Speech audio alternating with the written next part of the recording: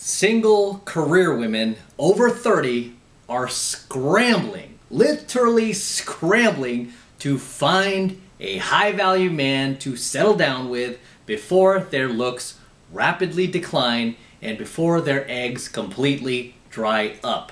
And this article that I'm going to share with you today is from hbr.org, and it is entitled "The Executive Woman, the Myth of Having It All." How many women out there have been brainwashed with this complete lie, this complete fantasy, this complete myth that they can have it all, they can do it all? And you know what? Everything will be gravy. Life will be a bowl of cherries. And this article is based on a study that they did. It's actually quite an extensive article, so I'm just gonna get to the finer points about it, right?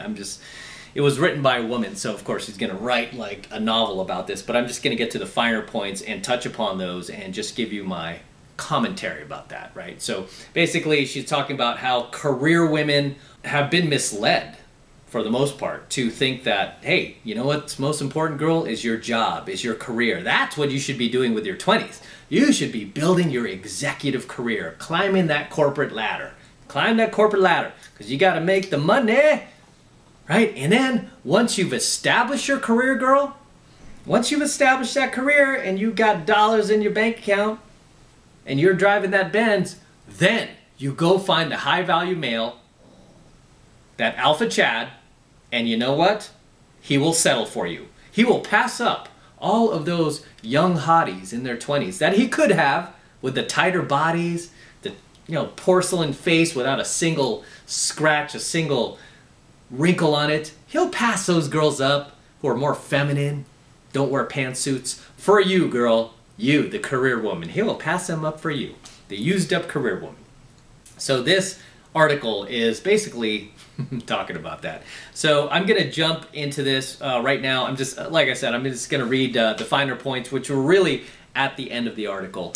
This is talking about a woman's biology. It says, so this is the difficult position in which women find themselves today. According to Lisa Bennison, former editor of Working Woman and Working Mother magazines, sounds like feminist magazines, the signals are very clear. Young women are told that a serious person needs to commit to her career in her 20s and devote all of her energies towards a job for at least 10 years if she is to become successful. You go, girl! Girl power!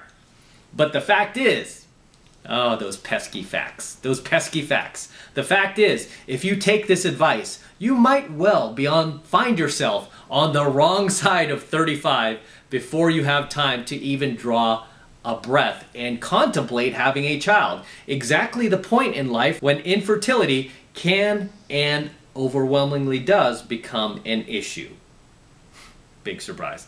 Media hype about advances in reproductive science only exacerbates the problem, giving women the illusion that they can delay childbearing until their careers are established. Basically, they're talking about freezing their eggs, which is creepy. Creepy! I do not want to be an adult and then find out I was a frozen egg, like in Austin Powers. I do not want that information, right? Clearly, they didn't have that when I was born, so thank you, Mom. All right, my survey tells us that 89% of young, high-achieving women believe that they will be able to get pregnant deep into their 40s. But sadly, new reproductive technologies have not solved fertility problems for older women. The research shows that only 3 to 5% of women who attempt in vitro fertilization in their 40s actually succeed in bearing a child. This kind of information is hard to come by because the infertility industry in this country likes to tout the good news without stating the dire consequences. Too many career women put their private lives on the back burner, assuming that the children will eventually happen for them, courtesy of high-tech reproduction, only to discover it's a complete disappointment and a complete failure. A costly imbalance. I can't tell you how many times over the course of this research the women I interviewed apologized. Whoa, women apologize? Really? They apologized for wanting it all. But it wasn't as though these women were looking for special treatment. They were quite prepared to shoulder more than their fair share of the work in having both career and family. You cannot do that. Especially as a single mother. You cannot have a career and raise your child successfully. You're going to do a half-assed job at both. You're going to do a half-assed job at both. Which is why you need to choose one. You need to choose one. If you want to have a kid with your husband and raise that kid. And if you want to choose a career, then do that. So, why on earth shouldn't women feel entitled to rich, multi-dimensional lives? That's some serious New Age talk right there. Oh, rich, new, multi-dimensional lives. At the end of the day, women simply want the choices in love and work that men take for granted. So, here again, this article is basically stating that women want to be men. What have I told you guys? Women forever have just penis envy. They just want to be us. They want to be guys. They want to have what we have. You know what? If you want true happiness, just be a woman. You have to do what women do, right? And unfortunately, society has really twisted that today. Like they want men to be women and women to be men. And to say that the choices in love and work that men take for granted, excuse me, biatch, we do not take work and love for granted. We take that shit very seriously. I take my work very seriously. I take my business, my career very seriously. I do not take that for granted, right? There's a reason I go out to the strip and shoot in the middle of the night. It's to get you guys your content. I do not take that for granted. I'm risking my life out there, by the way. Especially when I shoot on the strip. There are a lot of crazy motherfuckers on the strip, especially at 2 a.m. and I am risking my life. I do not take my life for granted. What a bitch. Okay, instead they operate in a society where motherhood carries enormous economic penalties. Single mothers realize that producing one child decreases their earnings by 6%, while producing 2 children decreases their earnings by 13%. It's a big chunk of change. It's like paying an extra tax. Given such a huge disincentive, why do women persist in trying to have it all? Because as a large body of research demonstrates, women are happier when they have both career and family. So this is basically just saying that, you know, women are happier when they have both career and family. But are those children happier? No. Is your boss happier? No. Is your boss happy when you have to take off early to take Joey to his dental appointment, or when you have to go to Joey's Christmas show, you know, at his school? No, he's not happy about that. Taking off for Joey's Christmas recital and taking him off to his baseball games in the middle of the day while you should be at working, where your other coworkers have to pick up your load. No, he's not happy about that. And you know what? Joey ain't happy either, barely seeing you, because you're always working. He wants a mom. You're not there. Most times they took away the dad. He doesn't even have his dad to depend on. Horrible.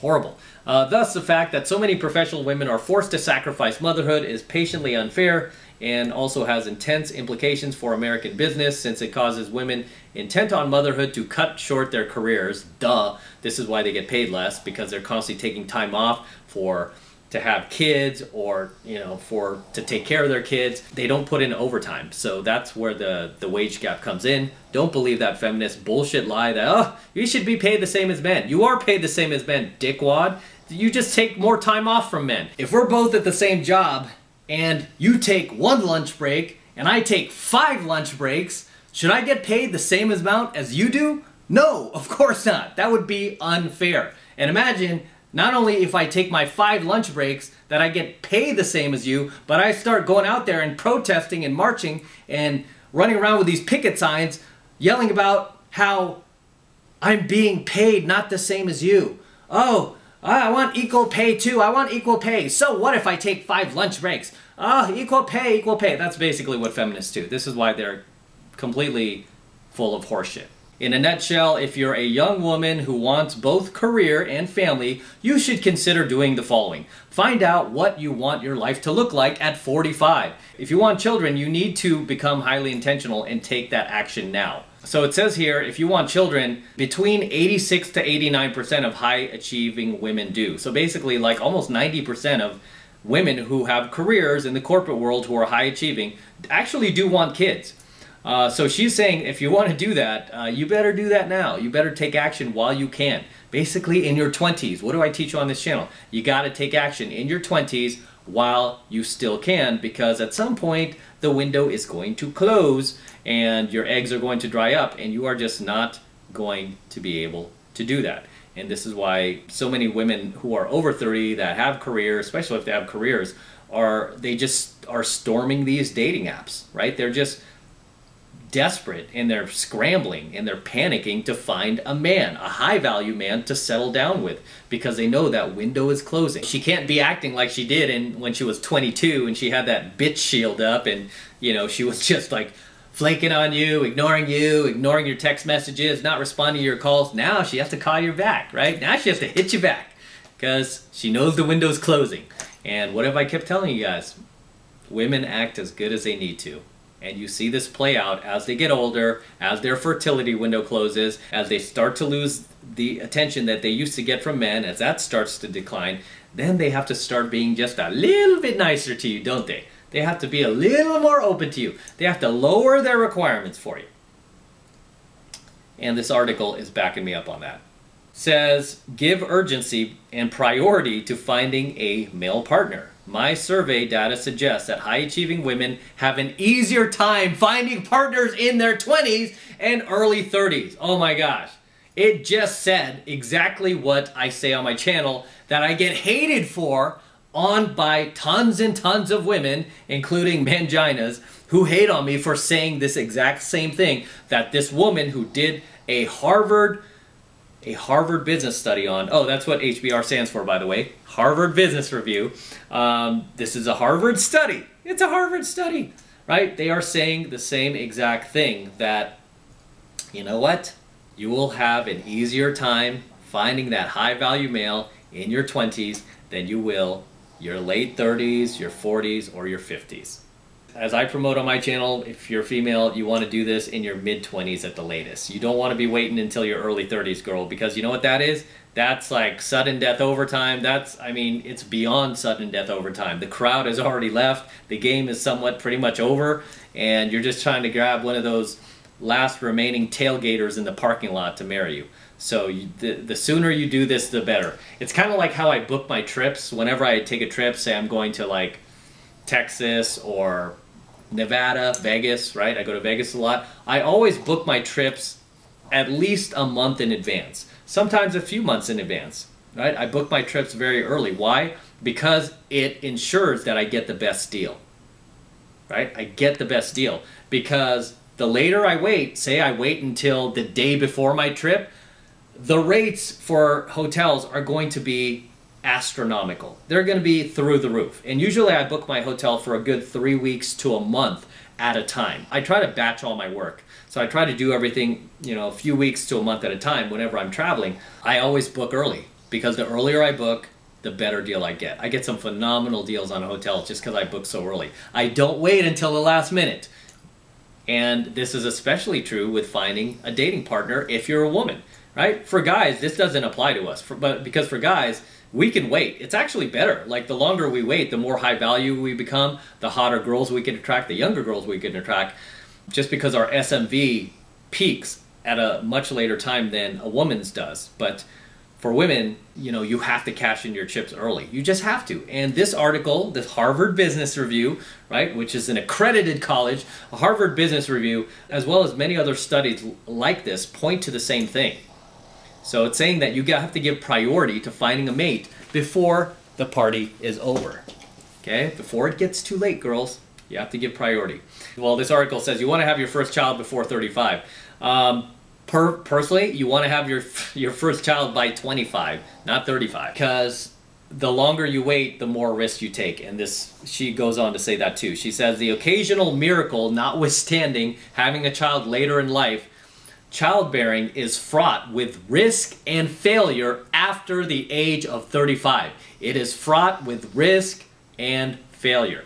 Even if you manage to get one child under the wire, you may fail to have a second child. This too can trigger enormous regret in career women who were told they can have it all. This woman is saying this, right? And she sounds kind of like a feminist, and she's admitting this, that it can trigger enormous regret if you pursue your career, ladies, over having a family. If having a family is something you want to do, that is something you need to do ASAP. Your career, your job, 9 to 5, it's never going to go anywhere. The ability to have children, yes, it's going to go somewhere. And that ship is going to sail sooner than you think if you do not take advantage of it. She makes a poignant point at the very end of her article. She says, "This is the harsh reality behind the myth of having it all. Even in organizations whose policies support women, prevailing attitudes and unrelenting job pressures undermine them." Ooh, surprise, surprise. You want to be a man? Gotta act like a man. You gotta put in the hours of a man. You can't do this, a la carte feminism, right? Oh, I'll be a feminist on this day when they're having the Women's March where we get all our free shit. But on the day I have to put in the work? No. I'm just Susie Homemaker. I don't want to be a feminist on those days. I've always told you guys, women love to be strong and independent, empowered feminists until they board the Titanic. Then they're no longer feminists, are they? You're on the Titanic, girl. You don't want to be a feminist now, do you? Because you want to get on one of them lifeboats, don't you? All right. Women's lives have expanded, but the grudging attitudes of most corporate cultures weigh down and constrain what individual women feel possible. Of course, like a true feminist, even though she had some good points in this article, she had to make the last talking point a blame men, blame the patriarchy point, right? Like, oh, it's our fault that women they can't feel like individuals capable of reaching what they want in the world. They can't break the glass ceiling because of evil men holding them back. Those evil men that are giving them jobs and changing their corporate policies to cater to them, to provide for them, to let them off work early so they could pick up Joey at his baseball game. It's always fault of men. You know what? Yo, one word for this chick. If you're gonna talk the talk, you gotta walk the walk. If you want to be part of corporate culture and you want to be a man, you gotta act like a man and do what men do when we have to put in the overtime hours, when we have to sacrifice. You know what we do? We man up and we suck it up, baby. We man up, we suck it up, and we get it done, baby. Because that's how we roll as men. We don't complain about it. We don't bitch about it. We don't go to our boss's office and go down to our knees begging for, to let us go early, let us work less hours because I had a child. Give me a break. I have a child. Feel sorry for me. Feel sorry for her. It's like, no, girl, you chose to have a child. Okay? You got to choose. You chose to have a child and you chose to have a career. If you chose to do both, you got to be able to handle it. And if you can't do both, you got to choose one. Okay? Hold yourself accountable. Jeez, unreal. Man, these feminists, they always want to blame men. Always want to blame men. That was the article, guys. Like I said, I will include the link below in my comment, which is usually the very first comment. I pin it at the top. This article was from Harvard Business Review. So it was from Harvard, right? So you can trust that they did their research, even though this was written by somewhat of a feminista herself, who was actually a career woman. But kudos to her for at least being intellectually honest enough, and I say that generously, to point out the fact that you cannot have it all. That it is a myth. If you're trying to have a kid and balance your kid and family life and work and career and all this, it's a crazy juggling act. Your kid is basically going to grow up feeling neglected, and that kid is going to grow up resenting you as a parent, and that kid is going to end up being a troublemaker, a juvenile delinquent in society if you neglect him. Maybe even a drug user and violent criminal. Not very much different from being raised by a single mom. So there you have it. That is the reason why single career women over 30 are scrambling to find a high-value man as their looks rapidly decline, as their eggs dry up, as their fertility window closes, and their inability to have a child comes closer and closer and closer, and they go beyond sudden death over time. Right? So, if you have any comments, feel free to leave them below. I'd love to hear them. What do you think about this feminist brainwashing idea that women can have it all, do it all, that, I can have the world is my oyster. Let me know what you think about that, and share your stories below. If you've dated a career woman, if you've been married to one, what was that like? What was that like, right? Especially a single mom who had a career, high-achieving woman. What was that like? Probably not a whole lot of fun, because a lot of these high-achieving women tend to be the biggest ball busters out there, right? They tend to be the biggest ball breakers, I can't shut up, constantly in your ear type of like masculine type of dude-ish women that you'd never, ever, ever want your worst enemy to be dating. And with that said, I'm going to wrap up here. Until next time, as always, I want you guys to drop those comments below. Let me know what you think about this article, and just share your thoughts about single mothers. If you've dated single mothers, your experiences dating single mothers, drop them below so other guys can read them and other guys can just be aware of the dangers of dating single moms, man. And I will include the link to this article below in my pinned comment at the top of the comments in case you want to read it, because a lot of people, they don't believe it until they read the article. So I'll include that below. Regardless, this is M from the 33 Secrets. Don't forget to smash that like button below. Go ahead and smash it right now. Also, hit that notification bell right next to it so that you're notified not only whenever I release a brand new coaching video here on YouTube, but also whenever I live stream on YouTube. Okay? That's why you want to make sure you're notified, because whenever I live stream, I don't really announce it, I just go live. So if you're notified, you'll find out right away. You'll get on your cell phone like, M is going live, baby. I got to jump on. And then you'll get to ask questions. So, make sure you hit the notification bell as well. And obviously, make sure you subscribe to my channel. It helps me out a ton with the YouTube algorithm. Obviously, they don't like promoting this type of content. They just don't. So I need your help by subscribing to my channel. It helps me out a ton, and I would very much appreciate it. And for you guys who want to support all of this red pill, gold pill, and platinum pill content that I am teaching you even further, the best way to do that is by jumping into my monthly online coaching program, 7 Months to Mastery, where I am teaching guys just like you how to go out there and approach and close the youngest, hottest, and most beautiful looking women on the planet. I'm talking about 8s, 9s, and 10s under the age of 30. 8s, 9s, and 10s, the hottest and most attractive looking women out there. Same type of women that myself and all of my coaching students all around the world now are out there approaching closing every single week. And I kid you not, every single week we make this happen regardless of what virus is going on, any racial division, any new president coming into the White House, right? We are making things happen, and we are continuing to grind and live our lives and pick up the hottest women out there. And this is the absolute best way to support my work. And right now, the first month is only $1 for the entire first month of coaching lesson from me. So take advantage of it.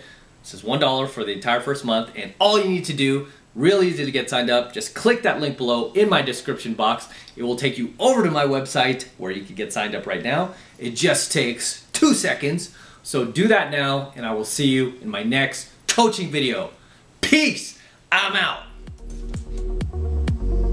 Just like a rap video.